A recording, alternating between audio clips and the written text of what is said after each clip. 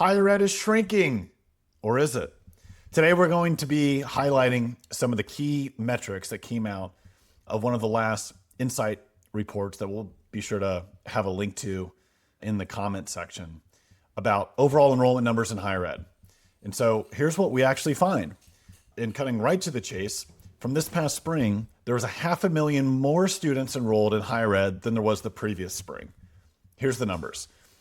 This past spring, 18.4 million total students enrolled in higher education, which represents a 3.2% increase year over year. This is in line and similar to the numbers that came out in the spring, which was 19.1 total enrollees, which is about a 4.5% year over year increase.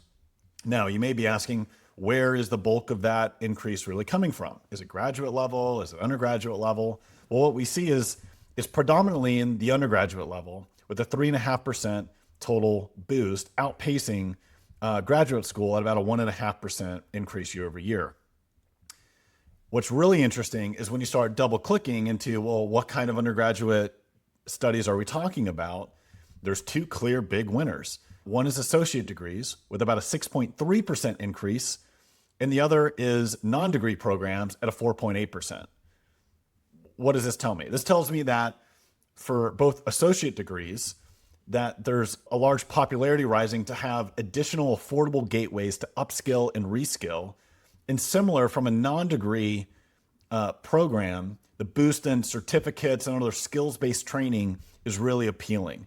We're seeing a lot more, whether it's drone operators or robotics operators or lots of other things that are being created that seem to have real appeal and maybe can provide some additional alternatives as universities continue to be under stress about the future, right? When budgets are hard, when space is more expensive than it's ever been, and especially if you're not a large public institution, how do we get more students?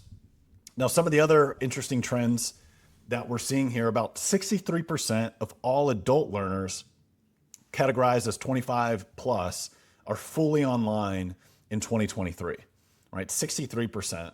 Non-degree online enrollment also doubled from 9% in 2021 to 18% in 2023. There's similar trends in some other areas. The one that's not is actually STEM decreased in online enrollment. Holistically, what do I think this means? I think it means that as higher ed continues to ponder the enrollment cliff, there's actually some really interesting alternatives for higher ed to kind of reinvent itself.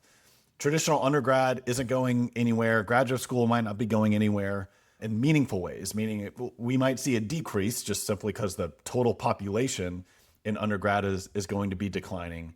But that doesn't mean that undergrad education has to be thought of as your typical 18 to 21-year-old anymore.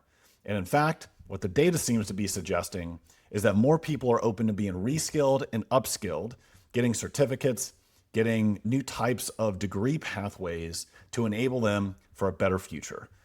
And so I hope that's a little bit encouraging, but also maybe makes you think a little outside the box of, hey, what in higher ed can we offer that's different? How can we reinvent our existing space to still provide an amazing place to come if you're going to have in-person education, but also to repurpose it for new opportunities that seemingly people are asking for and are really interested in. So thanks. This has been another Bowtie Tuesday on one of the latest insights reports that we'll be sure to provide a link to. Have a good one.